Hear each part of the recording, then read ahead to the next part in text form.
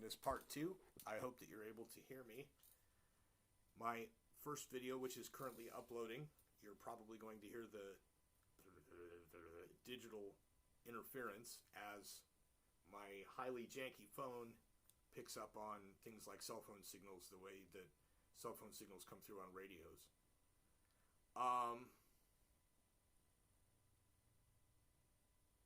Was getting into some archetypal moments when interrupted.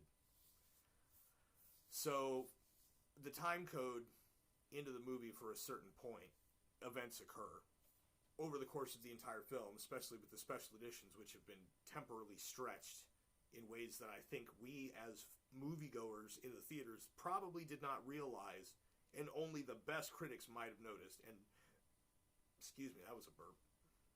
They didn't seem to notice either. Yes, it was a highly, hugely grossing film. Yes, it was all the things that they thought it was going to be. But in farther retrospect, there's a deep thing going on. And I'm going to continue addressing this because I've got nothing better to do. And this is what I feel like talking about. And it's safe content as far as my personal life goes, I think. So,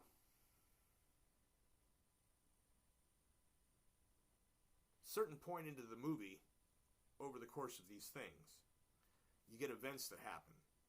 Now, there are probably a lot. There are many more, I'm sure, that are the pareidolia, or however that's pronounced.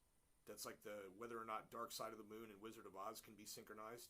Personally, I happen to believe that they can. I've seen several different versions, and there's a lot that matches up. Also, the fact that they recorded it at Abbey Road, which is a studio which has a film scoring room, falsifiability has been overcome. It's likely on that angle. So the thing is, I don't know how much of this is accidental brilliance on Lucas's part. I don't know how much of it is, holy shit, he really spent the entire time between the end of Return of the Jedi and the beginning of Episode 1 filming thinking about this and writing it down. Or he just had the answers come up perfectly. I don't know. How did he tap into the perfect archetypes the way he did? So maybe it's just the circumstances of his birth, the way that his upbringing was such a way that he was receptive to certain things. For example, Dune, which I will get back into. And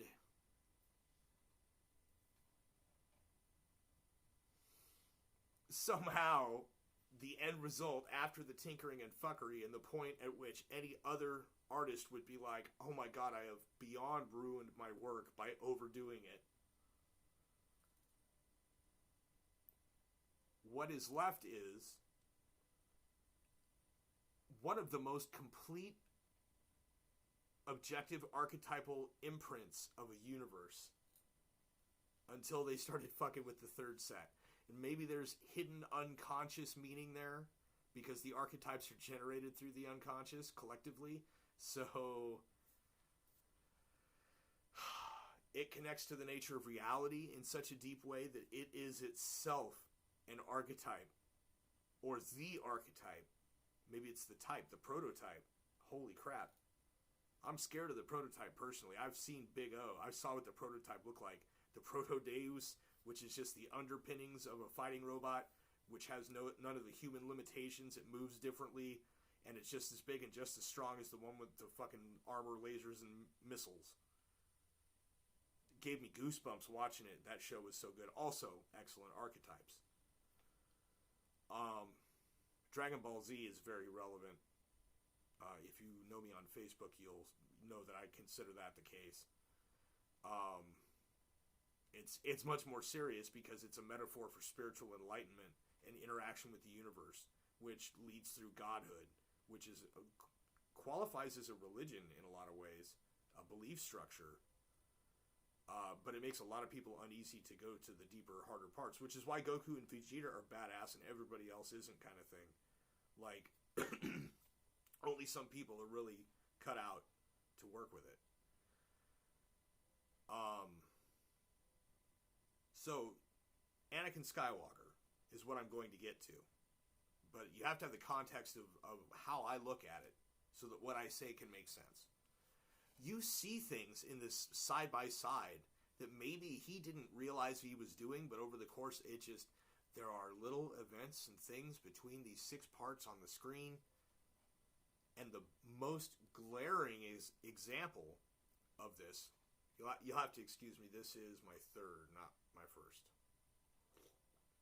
It's the same one I opened in the last video, and I haven't drank it since I opened it, but I kicked ass today. I deserve some drinky poo, and so I am, and so here I am. Anakin Skywalker.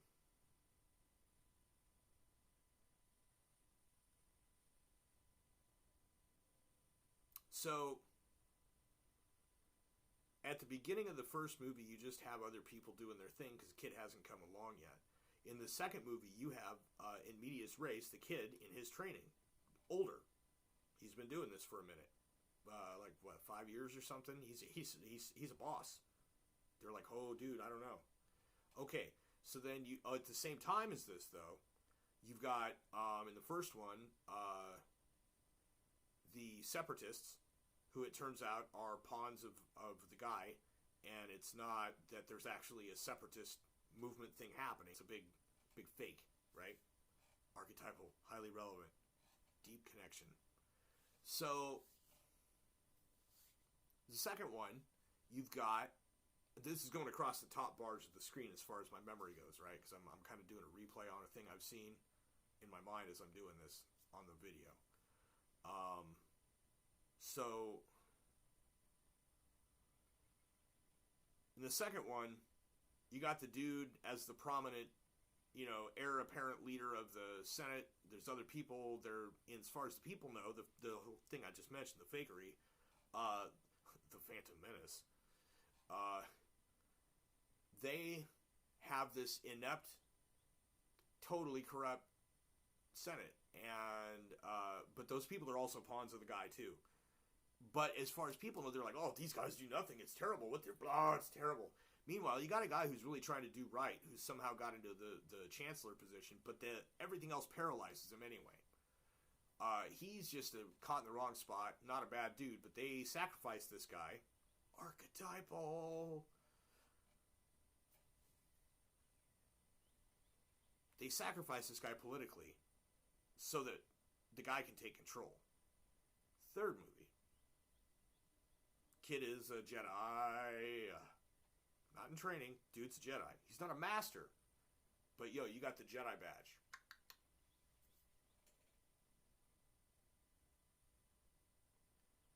By this time, the guy has noticed that this dude is mad powerful, tormented, and at the same time, through the first two, this dude being right up in their business all the time, and being the most powerful dark side guy. The devil in their midst, as it were. And he is clouding their ability to detect because he's so close they can't tell what's what. And every step he takes, every action he does, muddies the water. Every time he uses his own abilities, muddies their water. That's a Dune reference, by the way. There are many. The metaphysics of the Dune universe are present in Star Wars. When they say the Bible is the greatest story ever told, I feel like the Bible is like a selected portion of an overall arcing type of story that has the same archetypes as something like Dune, that is much bigger, much more expansive, and much more comprehensive, and has what I consider to be, I think, a satisfying conclusion, ultimately, even though it had to be finished after the fact, which may or may not relate archetypally to the third trilogy, which I haven't even seen. I've seen the first one. I have not dared see the other two yet. Then, of course, there's the whole Disney business, and I don't think I want to give them my money either. So, anyways. Anakin Skywalker. By the third movie, he is probably able, if he wanted, to kill any of those guys. They're ink blot confused. on their Force sensibility, so they can't see what Anakin is. They can't see how tormented and emotional he is inside, that he just keeps it in. And it's like, these other people apparently just don't feel it. And Anakin's not like that. When they said he was too old and should not be trained, they were right, because it takes an upbringing into this Zen-like ability to be a Jedi. So Anakin had achieved the qualification of Jedi, but he really wasn't a Jedi. He was just a mad, powerful Force user. So let's go back, because we're not quite ready to move into the original trilogy yet. And I'm not going to go comprehensive on the prequels. I'm just going to keep what's relevant to the things that will be alluded to. Of course, by the end of the third movie, he's got to fight Obi-Wan. It's a long fight.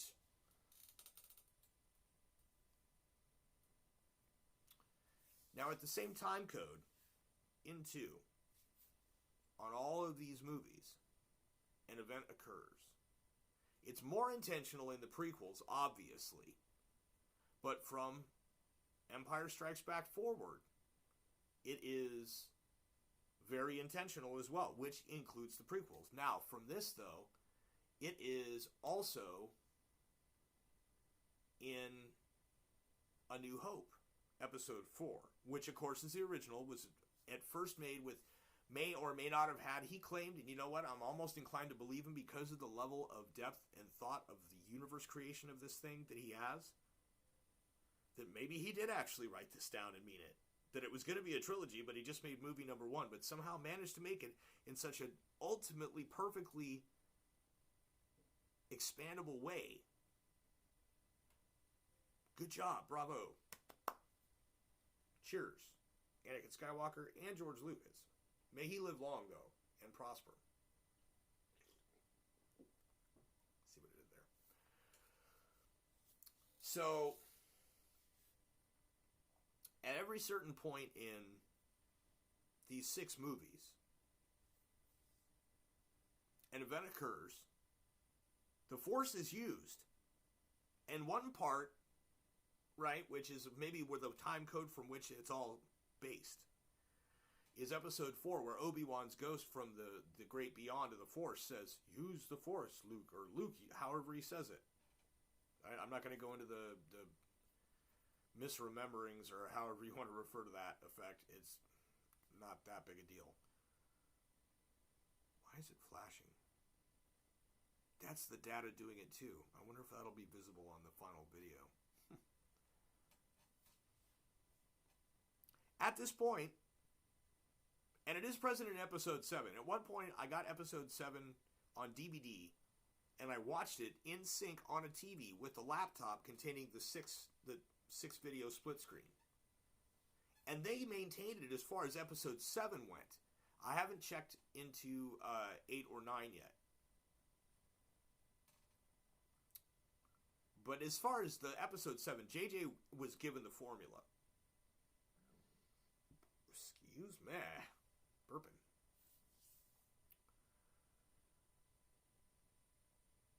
So,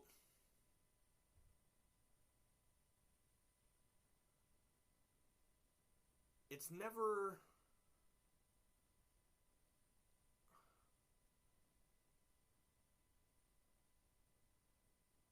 I'm trying to think at the great moment, the big one, is where Luke focuses, relaxes, and fires, and sends the sack of moldy peaches down into the core of the Death Star reactor. Laser Moon Awakens.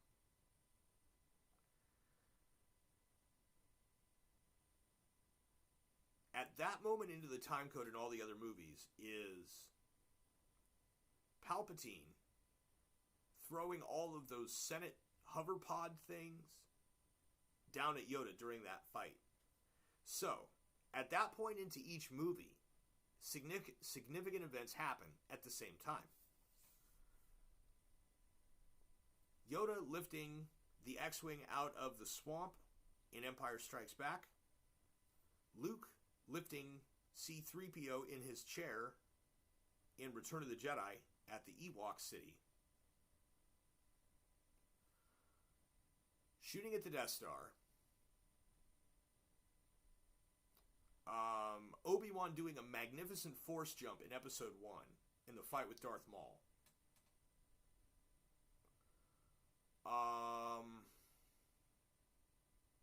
Trying to remember from Episode 2.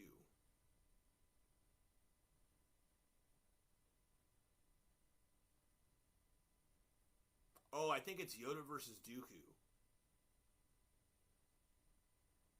Episode 3 is Palpatine's unlimited power moment. Or when he cuts Mace Windu's hand off. It's somewhere right around there. It's one of those, but it's a big moment anyway. The whole thing is chock frickin' full. Episode 3 is packed for what it is. It's crazy.